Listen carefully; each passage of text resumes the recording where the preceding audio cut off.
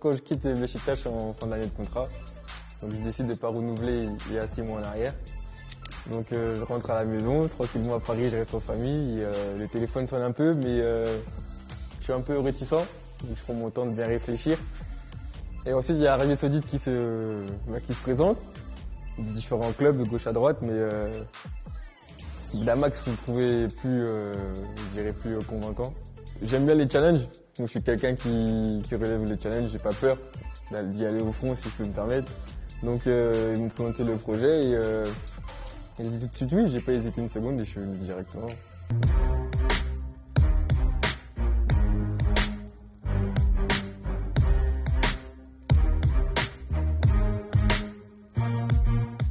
Très surpris des niveaux saoudiens puisqu'ils ont des très bons joueurs, je veux dire locaux.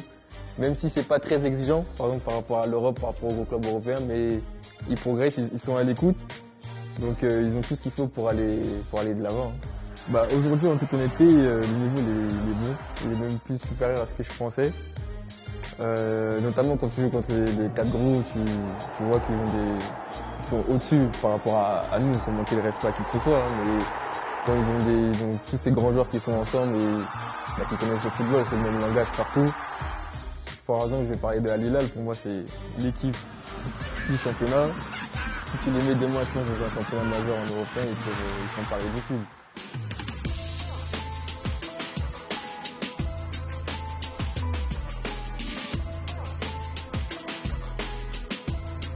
C'est un très bon joueur et comprend le football. Tout de suite quand il est arrivé, parce que je suis arrivé un peu avant lui, on s'est tout de suite compris. Il sait que si je le laisse pas, je sais qu'il va me la mettre dans la fonda. J'ai même pas besoin de parler. Dès les premiers entraînements, on s'est compris. Et on s'entend très bien, sur et en dehors du terrain. Mais c'est vrai que sur le terrain, c'est facile de le trouver. Parce qu'il sait se démarquer et puis c'est un joueur très intelligent. Donc quand tu as des joueurs comme ça dans ton équipe, après c'est facile.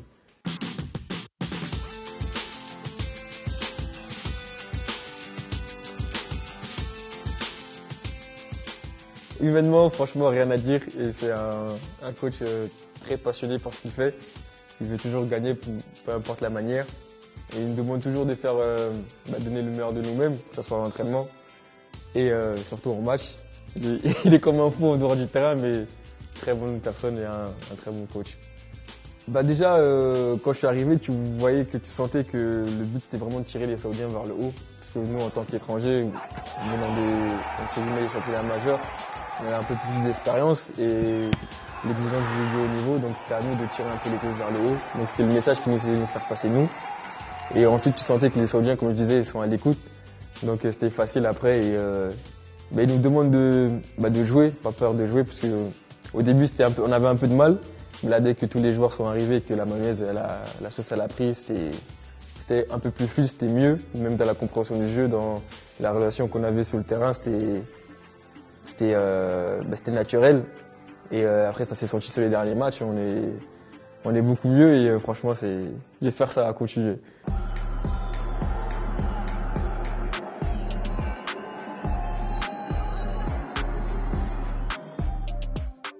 Je dirais c'est différent parce que j'ai connu quand même des gros clubs avec des gros fans. Donc ici à Damak c'est différent. Mais par exemple avant les matchs, j'entends souvent mon nom de famille qui sort des tribunes. On essaie de faire un petit geste, de les applaudir pour leur dire merci parce que quand même ils nous soutiennent, ils sont toujours là, je veux dire à domicile.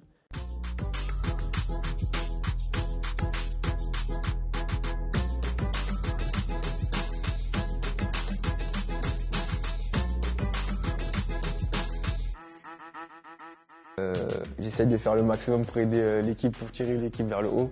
C'est ce que le coach me demande de faire. Donc je connais mes qualités et je sais que je peux beaucoup apporter. C'est ce que j'essaie de faire et j'espère après que ça va continuer. Je suis pas trop focalisé sur les chiffres parce que c'est pas quelque chose dont j'ai eu l'habitude de faire, même en étant par le passé. Aujourd'hui, c'est vrai qu'ils sont là, mais je veux dire, par exemple, si je vais parler d'autres joueurs, par exemple Mitrovic, Cristiano, Benzema, des joueurs qui ont l'habitude de marquer des buts, d'être dans le top des meilleurs joueurs au monde, etc. Moi, c'est pas quelque chose je suis pas trop focalisé là-dessus.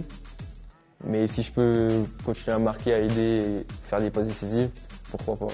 Techniquement, j'ai cette facilité à éliminer. Et ça, c'est depuis la jeunesse, parce que j'ai joué beaucoup au futsal.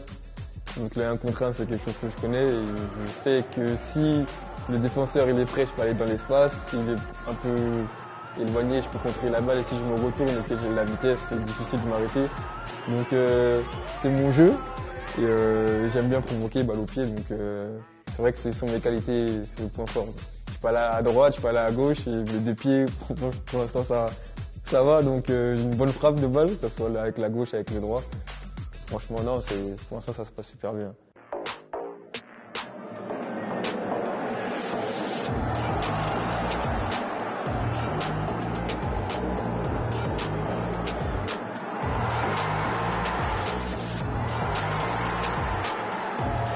Et je dirais le premier but contre Etihad, de gauche, du gauche.